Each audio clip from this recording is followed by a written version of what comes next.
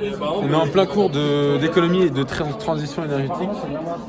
Et il y a une sorte d'alarme, une alerte incendie. Je pense que c'est un test. Tout le monde est en bas. Voilà. Tout le monde est en bas. Et nous, on est resté là. Voilà, allez, vas-y. On est resté là parce qu'on va rester travailler parce qu'on n'a pas que ça à faire à l'extérieur. Moi, je vais faire une formation Excel. On va parler un peu du cours d'économie. Ça ressemble à ça. Si vous voulez faire coucou les gars. Ah, ils ont rien à faire. Comme dit, on est pas dans le cours. On est dans une side, là tout le monde est en bas, donc je vous reprends juste après parce que je me suis dit que j'allais faire la suite du cours étant donné qu'il finit dans 20 minutes et que je pense qu'on aura très peu de matière à revoir à la fin une fois que tout le monde sera revenu. Donc je reste ici, je vais bosser un peu. C'est une sorte de perme improvisée. Pourquoi tu regardes? Voilà, donc qu'est-ce qu'on a fait aujourd'hui? On a revu un peu les théories économiques de la fin de première année. Enfin, première année, vous savez, la partie avant la mondialisation. Donc on a revu les théories avec David Ricardo et Adam Smith. Avantages comparatifs et tout le tralala. Arrêtez de me regarder. On a aussi revu certaines thèses malthusiennes sur la démographie. Mais c'est essentiellement des éléments de révision de première année de prépa. Les BL sont exemptés, les prépa ENS sont exemptés. Et voilà, que dire de plus? C'est que des révisions pour l'instant. J'attends de rentrer dans le vif du sujet parce que ça reste intéressant de revoir un peu les cours de première année de prépa. Et c'est marrant parce que on se rend compte qu'on a un peu tout oublié, mais qu'il nous reste quelques restes. Et voilà. Pour ça, on n'est plus que 2 survivants dans la salle. Je vais vous reprendre tout à l'heure. Hey, jour 13. Jour 13, je suis sorti, il faisait moche. J'ai fini les cours, il est midi, maintenant il fait beau. Ce matin, comptabilité financière de 8 à 10 et management et organisation, il me semble que c'est ça, de 10 à 12.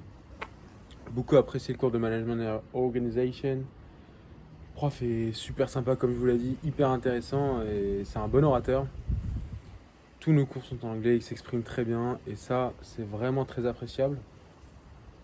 Aujourd'hui, déjà, on est un peu revenu sur ce qu'on avait fait la semaine dernière. Il y avait 3 théories à explorer, il a subdivisé la classe en 3 groupes. Nous, on avait la théorie, il y avait la théorie d'Adams, la théorie de Locke et la théorie de Vroom sur laquelle je travaillais avec une partie de la classe. Et on avait des recherches à faire pour aujourd'hui. On devait être volontaire si on le souhaitait, mais pour le cours d'après. Donc on va le voir à la fin du cours, on lui dit bonjour monsieur, pas bonjour, non. Je veux être volontaire pour le cours d'après. Voilà, si vous êtes volontaire, c'est cool pour vous, parce que vous pouvez avoir un bonus sur votre note finale qui comporte la note de participation. Quoi d'autre? On a aussi on a travaillé sur un extrait de Ocean Eleven. Peut-être que certains d'entre vous connaissent, c'est un film assez sympa, je vous le recommande d'ailleurs si vous êtes intéressé. Il y a pas mal de bons acteurs dedans et le topic, le sujet global est vraiment intéressant. Il y a notamment Matt Damon et Brad Pitt qui participent, George Clooney. Non, il est super bien réalisé. Qu'est-ce qu'on a? Oui, donc on a parlé essentiellement des techniques managériales au sein de ce film-là, de la place dans un groupe. Vous savez, il y a... En gros, il nous a dit qu'il y avait le mec chiant, le leader naturel, le mec qui doit checker que tout a été bien fait, l'expert dans le domaine, le créateur, innovateur. Voilà, tous ces groupes-là qu'il y a dans une équipe. Et il nous a dit qu'on aurait un peu à faire face à ça plus tard dans nos jobs en tant que futur cadre supérieur. On aurait des équipes à gérer, plus ou moins grandes en fonction de notre âge, notre ancienneté, du poste qu'on occupe, le domaine dans lequel on travaille. Et ouais, non, voilà, fin du bullshit. Vous voyez, moi je voulais vous dire un truc, on m'a souvent dit, c'est très bullshit qu'on fait en école. C'est pas bullshit, en fait, c'est à vous de voir comment est-ce que vous tirez profit de ce que vous voyez en cours. Moi je suis plus partisan de ça, donc je dirais pas aux mecs qui sont en prépa que c'est bullshit tout ce qu'on fait en école. Il y a du bullshit, ça c'est clair et net. Pour l'instant, je le vois pas encore. Je pense qu'il y en aura, mais c'est pas un cours de bullshit. Tout ce qu'il dit est vrai. Et en fait, il met des mots sur ce qu'on peut voir tous les jours. C'est Ouais, c'est vraiment ça, ce qui est vrai. En fait, il y a des phénomènes que vous n'êtes pas capable de décrire, bah, c'est des mecs qui le théorisent avant vous. Et une fois que ça a été décrit une première fois, on est capable d'en parler après et d'identifier ces phénomènes-là dans la vie réelle. Voilà, je pense que c'est le cas un peu de ce qu'on fait en école. Pas tout, la compta, c'est du concret. Il y a pas mal de cours concrets. Voilà pour aujourd'hui. Oui, je voulais aussi aborder un autre point. Ah, c'est toc. Bon, en plus, là, j'étais me chercher une pizza surgelée et des Kit Kat. Pour le déjeuner. C'est pas bien du tout, hein, je mange mal. Mais bon, c'est un Nutri-Score B, donc ça va. C'est pas si mal que ça. Oui, ça coûte cher. Ça coûte cher la vie en école. Ça coûte cher la vie en école. Et en plus, je sors pas beaucoup. Je me suis dit, tu sors bien les 2 premières semaines. Donc tu fais 70% des événements proposés. Et en fait, c'est 10 € par là, 20 € par là, 30 € par là, 15 € par là. Et quand tu regardes in fine, ça fait que 2 semaines et t'es déjà à 200, 300 €, tu vois. Un whey qui coûte super cher les week-ends d'intégration. Et voilà, donc sujet à ne pas négliger. En fait, l'école, c'est pas 16 000 € par an, 15, 16 000, 17 000 en fonction de là où vous êtes. C'est bien plus en réalité. C'est bien plus si vous comptez les sorties, tous les événements. Mais il y en a tout le temps.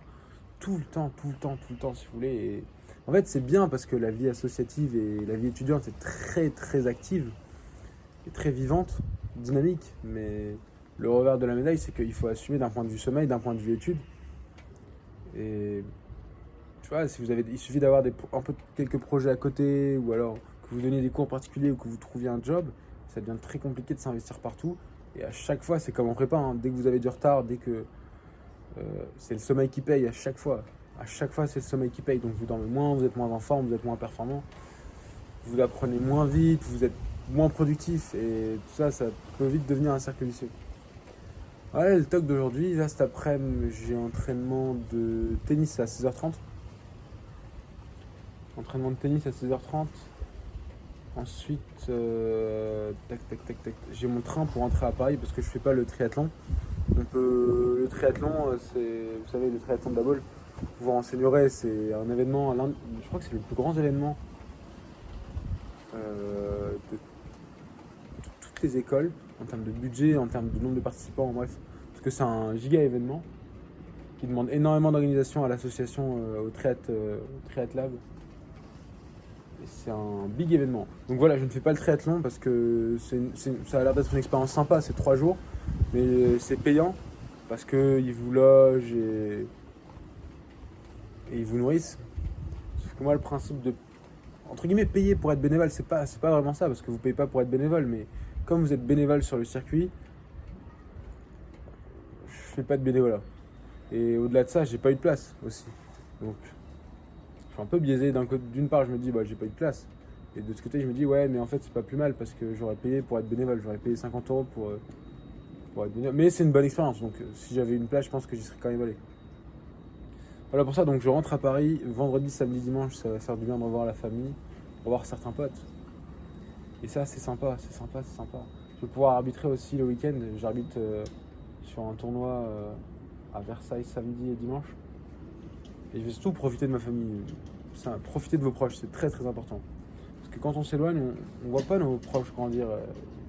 Et c'est vraiment important de profiter de votre famille, de votre petite soeur, votre petit frère, grand frère, comme ça. Et ouais, je suis un peu dans ce moment de ma vie où je me dis qu'il faut que je passe du temps avec ma famille.